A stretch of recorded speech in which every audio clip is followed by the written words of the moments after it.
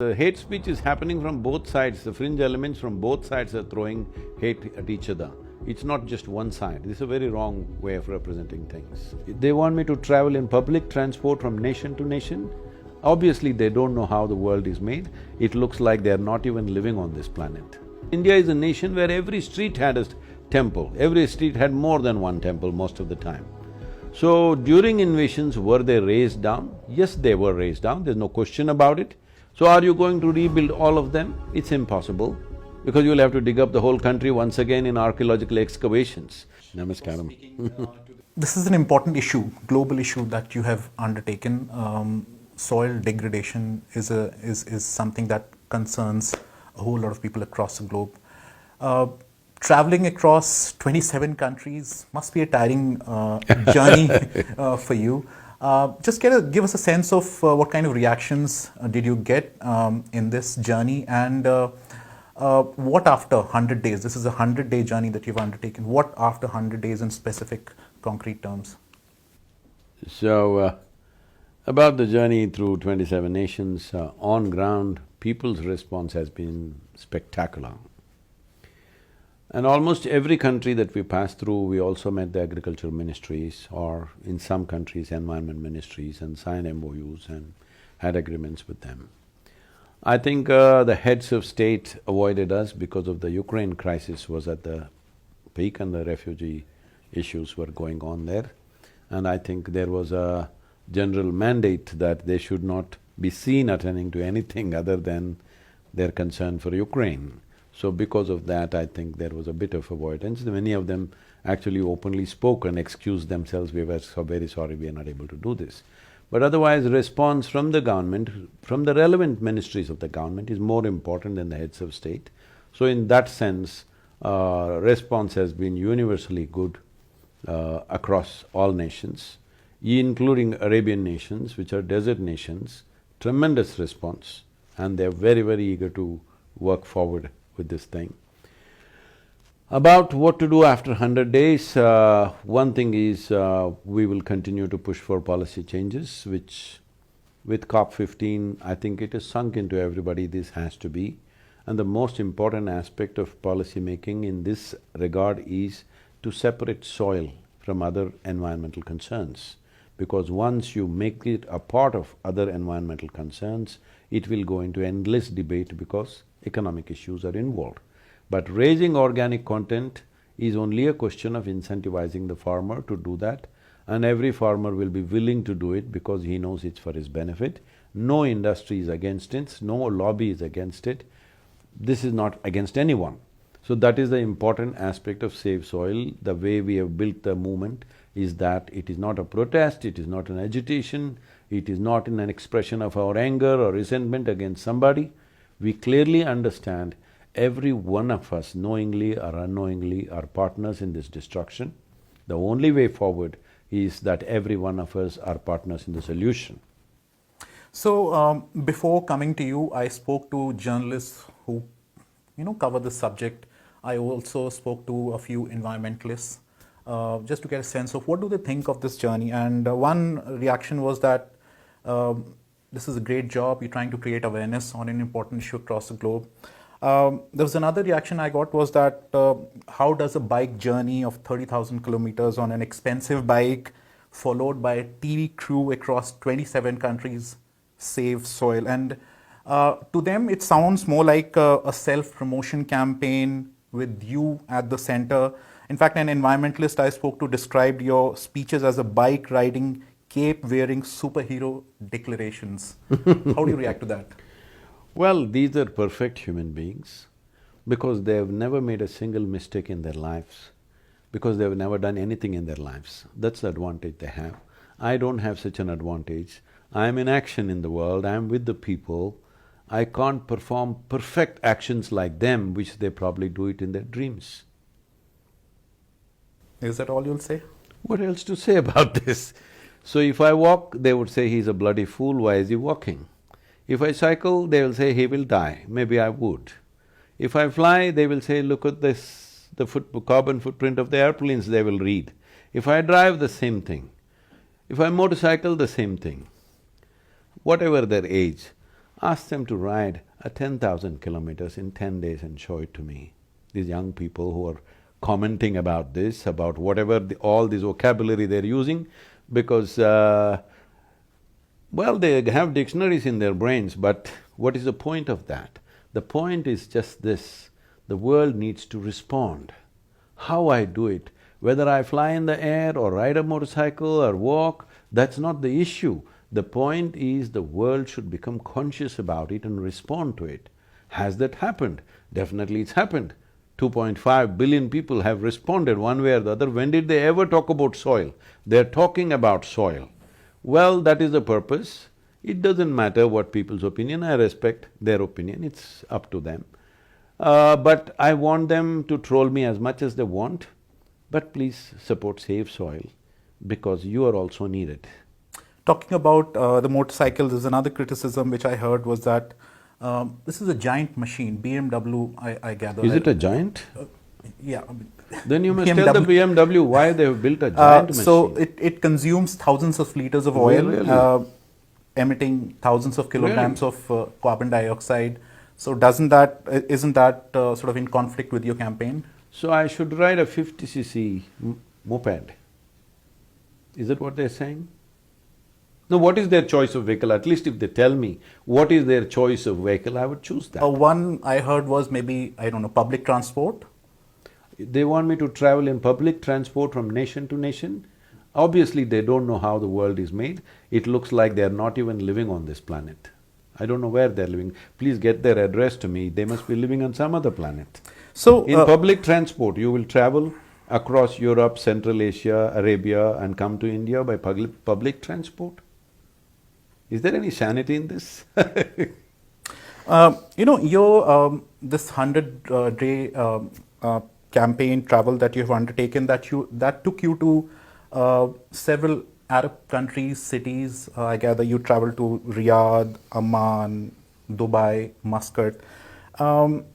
You have a situation at home in India where the BJP has taken action against two of its spokespersons after a furor erupted when they appeared on a television show and they said something offensive against the Prophet in a TV debate. So how damaging this incident has been, considering that you have traveled in the region for India's relationship with countries in the Middle East? Wherever I went through in Arab nations, we were welcomed with more than open arms, and all events were booked over, 3 times over. It's a lack of space. In Dubai, we had over 10,000 people. The same just about anywhere we went. So, these things are unnecessarily getting too much traction in India. People, hotheads, say so many things. Why is that the national debate? Isn't anybody speaking any sense anywhere? She was a spokesperson of the ruling Fine, they have taken action. They've taken action against her. That is a party thing. I'm not saying it's right or wrong, I'm saying, are we not finding too many things as to how to divide us? Constantly finding ways as to how you and me are different, caste, creed, gender, religion, nationality, race, name it, every possible way we can divide humanity, we are looking at it. When this is the case, is it not very important? There are some common denominators which are common to all of us. Soil is that thing. All of us come from the soil, the same soil. All of us thrive on the same soil. If you don't get it, at least when we die, we go back to the same soil. So it's very, very important in a world with so many divisions among human beings, and as human beings are getting empowered to a place where they could destroy the entire planet at a press of a button, it's extremely important we find common factors between us. Soil is definitely that, so let's focus on that. You were in Davos for the same campaign, Save Soil campaign, and you told Indian channel India Today, it doesn't make sense to talk about the thousands of temples that were razed during invasions, as history cannot be written. Could you elaborate as to on what you said? Because the campaigns of digging into the past has sort of continued. See, the history cannot be negate it because it lives in the memory of people. You have written history books as it suits somebody or the other, which is not a fair thing. Now somebody is trying to correct that. That should also be allowed to whatever extent. But can you because India is a nation where every street had a temple, every street had more than one temple most of the time. So, during invasions, were they razed down? Yes, they were razed down, there's no question about it. There is no debate about it, everybody knows that it was razed down. So, are you going to rebuild all of them? It's impossible, because you'll have to dig up the whole country once again in archaeological excavations. That's not going to work, it's not practical. There are a few iconic places which I think the community should sit down and negotiate and settle something, because if you don't do that, this wound will remain and keep festering for a long period of time. If India needs to move ahead, we should stop thinking in terms of which community do you belong to. If that needs to happen, certain festering wounds must be removed. So there are people, which I know families who have suffered from that time, and they still remember what their great-grandparents or whoever, the forefathers suffered. They kept on telling them within the family what happened to their families, what they went through. Now when they see Aurangzeb Street in Delhi, it hurts them. It's like going and putting Adolf Hitler Street in Israel, it will hurt them deeply. So should we rewrite history, should we forget Hitler? You cannot forget him because he lives in our memories. Similarly, Aurangzeb can be in a history book as to what he did. You do not have to commemorate him in Delhi, which hurts people. So, those things if you correct, rest of the things you can't fix because thousands and thousands of temples were razed down. Are you going to build back all of them? Are you capable of building all of them? Is it necessary? No, life doesn't work like that. Certain things have gone bad for you in the past, you have to leave it behind and go. Certain iconic things which need to be fixed have to be fixed. What are the kinds of reactions you've got on what you've Well, said? they're abusing me as usual. It is okay because… On both sides? No, it is largely the Hindu side which abuses me because they think I'm not Hindu enough for whatever reasons, but they must understand I'm talking about the future of India. The future of India, is it connected to Hindu way of life also? Very much, because that is the fundamental culture here. So, will I talk something just for you or just for somebody else? I will not take sides at any point, but what is the practical, pragmatic way to move forward? If you do not look at pragmatics, if you do not see what is the practical solutions for our nation, then you will be endlessly fighting. With fighting, in any given society, fighting going on, nothing sensible will happen because the crudest people will rule the street always. So, get the fights out. If you need a debate, start a debate. If you need a court case, start a court case. If you want to come to consensus, come to consensus. But both sides should be willing to talk. If any one side thinks our way is the only way, then simply we will end up fighting, unnecessary fights will happen. But iconic places which hurt deeply for a culture must be addressed. You must have heard RSS chief's remark wherein he said that you should look for a shivling. Yes, I think he said something similar. Do you think he's echoing the same sentiment? In a way, yes, he said it in his own language, but that's what he means. Don't go around finding shivling, because in India, there would be shivlings everywhere, in every street, in every place, in every home. So, due to the upheavals that have happened in this society or in this land, so many things you may find, but you cannot resurrect every one of them because that will be, literally recreating India of 1,000 years ago, which is not a practical thing to do. You would have read the US State Department report in its annual report to the Congress on International Religious Freedom, which has alleged that in India in 2021, attacks on members of the minority communities, including killings, assaults and intimidation, occurred throughout the year. India has rejected the charges and blamed the US vote bank politics. But in your travels across the globe, how do you think the Muslim, anti-Muslim hate speech that we have seen in India influenced India's soft power image in the globe? Question. What is this hate speech? Yeah, the hate speech that we have seen in India in the last, anti-Muslim hate speech that we have seen in India. Hey, and the hate speech is happening from both sides. The fringe elements from both sides are throwing hate at each other. It's not just one side. This is a very wrong way of representing things. Isn't it so? Dharam Have you Sansad heard the… in Dharam- I know, have you heard the last 2 days of television, what they're talking about, chopping off your tongues and fingers and hands and whatever else? So I'm saying the fringe elements are always talking this language from both sides maybe. I'm saying, why are you putting it like it's the main piece? Is that what the rest of the country talking about? So the problem is the media also is highlighting, they like the fringe because they give them sensational stuff. So don't go on highlighting it, because this highlighting is happening by certain segment of media in United States. US government, I would say, immaturely responds to these things. Yes, I'm saying this very consciously, it's an immature response to a nation of India's complexity. You do not respond to India like that, because India is not such a simplistic nation of you versus me. We have lived together for hundreds of years, there are complexities, there are problems, there are issues, but it's not such a simplistic nation, it's black and white between you and me. It is not so, and the world should not react like that. For whatever political reasons, certain governments react like that. I think we should learn to ignore that and go ahead in building this nation for what it should be. Coming back to the soil campaign, Oh, at last you came back to soil, not bad at all.